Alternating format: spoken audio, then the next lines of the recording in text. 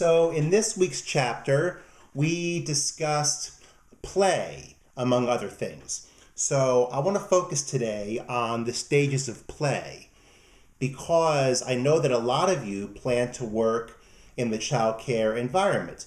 Some of you already do, some of you will. So I want to clue you in on the kinds of play that you'll get to see in the child care environment.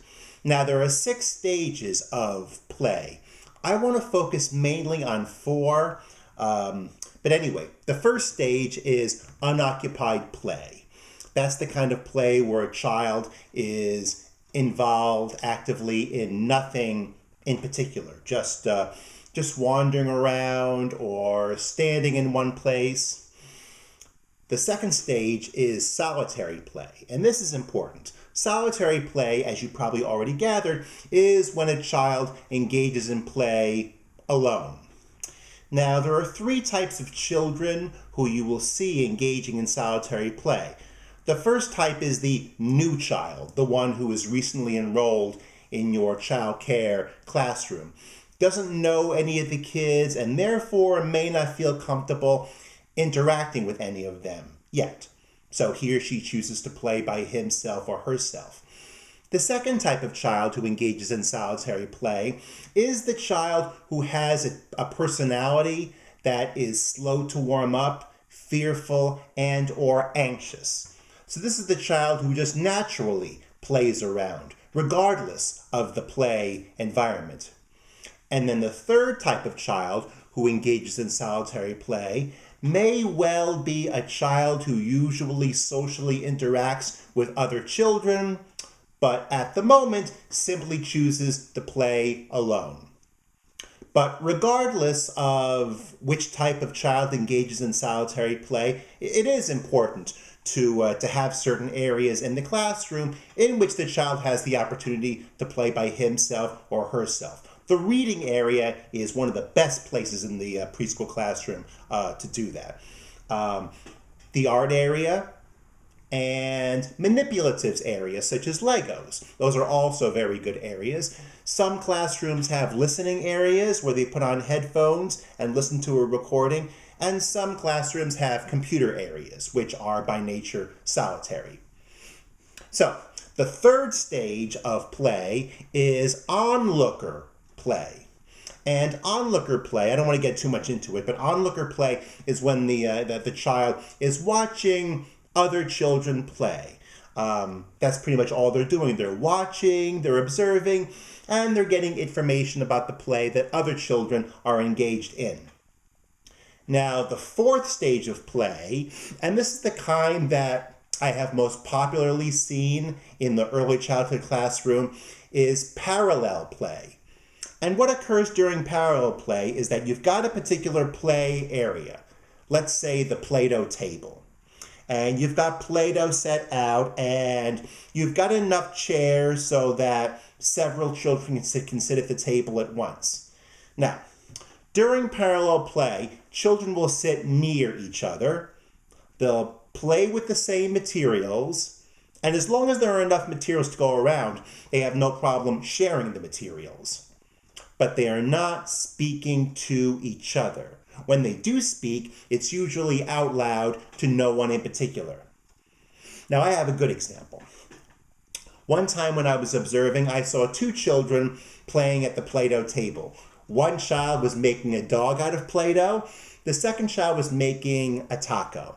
And I could distinctly hear each child's plans as he or she was creating his or her masterpiece. So the child who was making a dog was saying, I'm going to make myself a wiener dog with a long body because I have a wiener dog at home. This will be his ears, his nose, his little bitty legs. He's going to be a good-looking dog.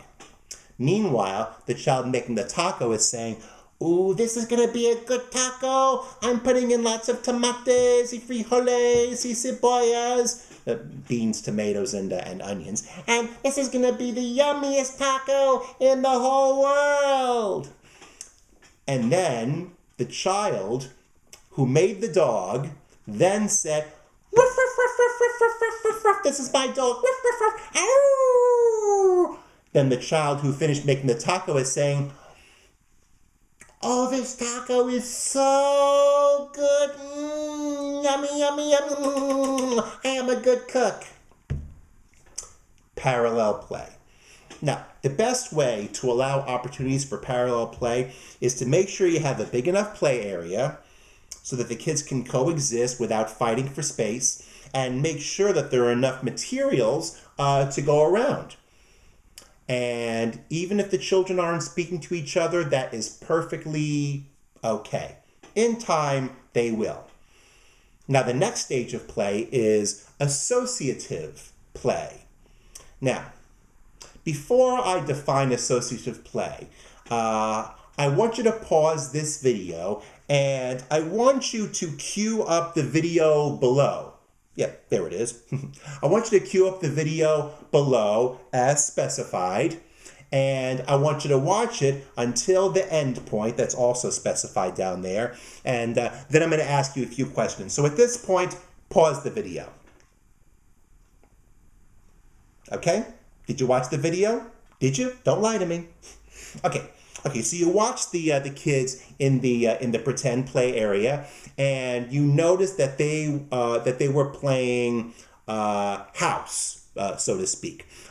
They were all playing different roles of the family, and we saw a lot of cooking and washing going on, and well, that's a lot of times how kids play house. Now, you noticed that there was enough space for all the kids to play. You noticed that there were enough materials to go around, and you noticed that some of the kids were speaking. Well, so far, it sounds like parallel play. But the difference is, during associative play, when you have children playing with each other, they've agreed on a particular theme of play. In this case, the agreed upon theme is playing house. Also during associative play, they will assign one another certain roles. Now notice how there was a bit of disagreement in the assignment of roles. That's okay. That happens in associative play.